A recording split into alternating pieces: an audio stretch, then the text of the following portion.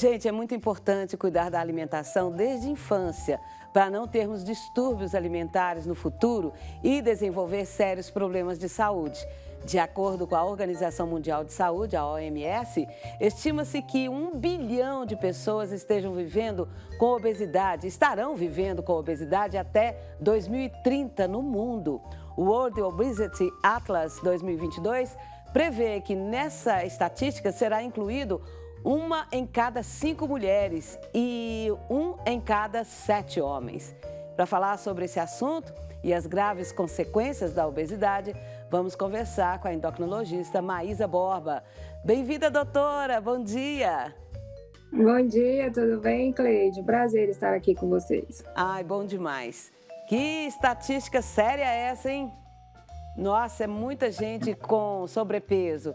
Quando que a pessoa é considerada obesa, Maísa? A OMS, ela classifica a obesidade como um acúmulo de gordura que prejudica a saúde, né? A classificação que a gente usa pelo IMC, então o IMC a partir de 27 é considerado sobrepeso e a partir de 30 é considerado obesidade. A SBEM lançou uma nova classificação de obesidade agora, e ela classifica os indivíduos com IMC entre 30 e 40, em que perdeu acima de 10% desse peso, considerado obesidade controlada, e indivíduos com IMC acima de 40, que perderam acima de 15%, é considerado obesidade controlada. E essa reclassificação é porque vários benefícios ocorrem com essa perda de peso. Diminuição do risco cardiovascular, diminuição de esteatohepatite, então... e também para uma nova visão, né, dos profissionais, para tratar melhor esse paciente, acompanhar melhor. Tá, mas a senhora falou aí de IMC. O que é e como é que faz isso?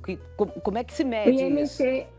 O IMC, ele é o peso pela altura ao quadrado. O IMC, ele é mais para uma estatística populacional, ele não é individual, né? Então, individualmente, a gente avalia com exames de composição corporal, porque, assim, no idoso, essa classificação do IMC já é considerado obeso acima de 27, porque o idoso tem uma perda de massa muscular.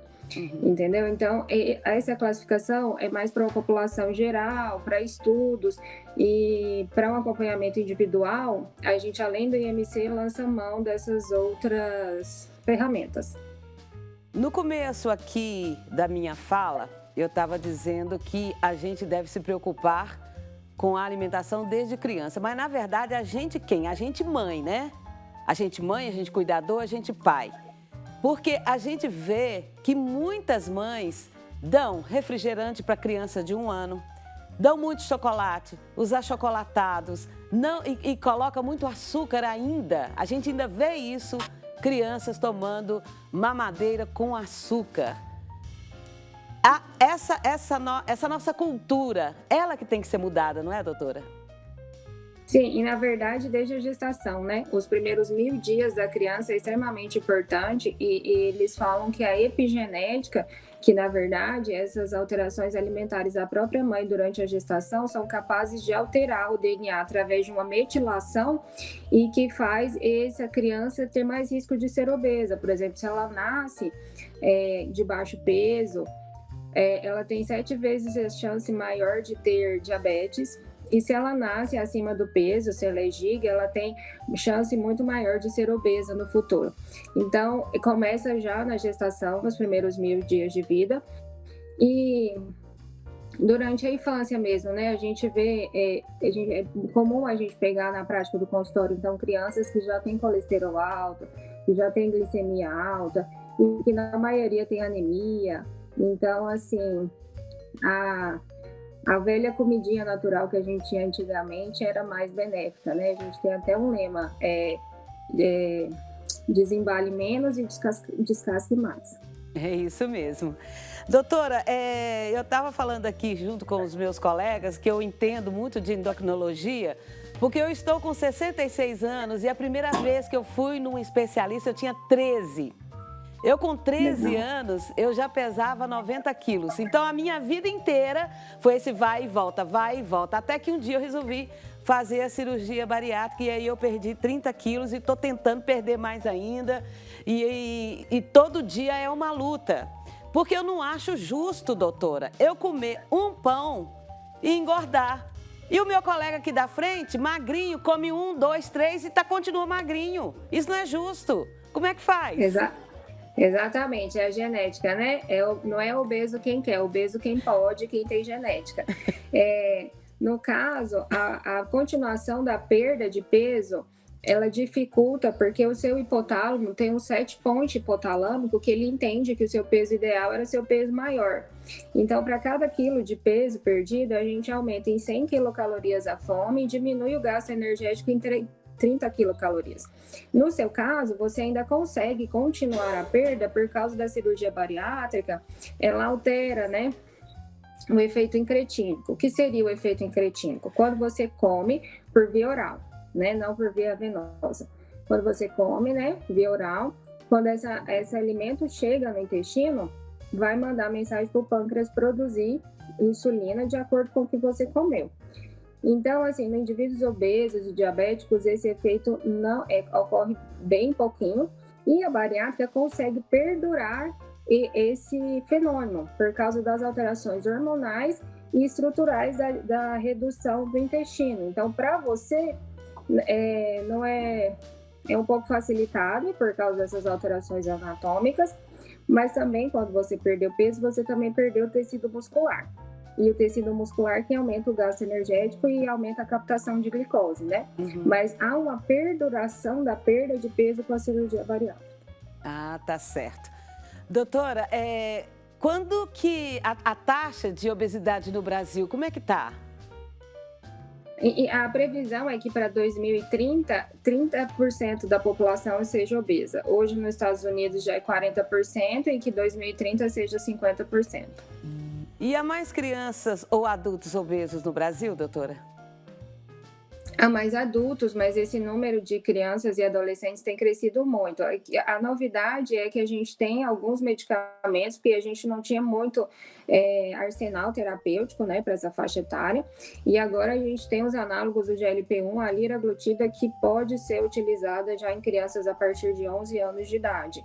Então já facilitou bastante, porque a sobrevida, né, dessa criança ou de um adulto com obesidade diminui em 8 anos. Então a gente precisa ser mais incisivo, né, nas nossas condutas terapêuticas. Outra curiosidade que eu tenho, doutora, que eu já ouvi falar muito sobre um medicamento que é para diabetes, que está tendo um bom resultado no emagrecimento. Explica para mim, o que é isso? É exatamente esse que eu estou falando, que foi liberado para criança. Sim. Eles são os análogos do GLP-1. Esse fenômeno incretínico que eu falei para você, quem faz isso é o GLP-1. O GLP-1 é um hormônio que é produzido nas células L intestinais e que faz esse efeito de lançar a produção de insulina e de saciedade a nível de estômago e a nível de cérebro. Só que a gente tem uma enzima que quebra ele, que é a DPP-4. Então faz esse hormônio durar somente 4 minutos. Então o que a indústria farmacêutica fez? Elas criaram, porque os hormônios funcionam no sistema de chave e fechadura. Então elas criaram um receptor desse hormônio da saciedade no laboratório. Então, a liraglutida, que é usada diária, ela dura por volta de 18 horas. E ela vai aumentar os hormônios anorexígenos, né, que são os que diminuem a fome no hipotálamo, PONC, e diminui o único orexígeno que a gente tem, que é a grelina. E isso diminui risco cardiovascular, diminui resistência insulínica, que dificulta a perda de peso, né? Quanto maior o peso desse indivíduo, maior a dificuldade de perda. Então, ele quebra esse ciclo vicioso, diminui tecido subcutâneo ectópico, ou o tecido de gordura ectópico, não somente no subcutâneo, no coração, no fígado, no intestino, então diminui risco cardiovascular.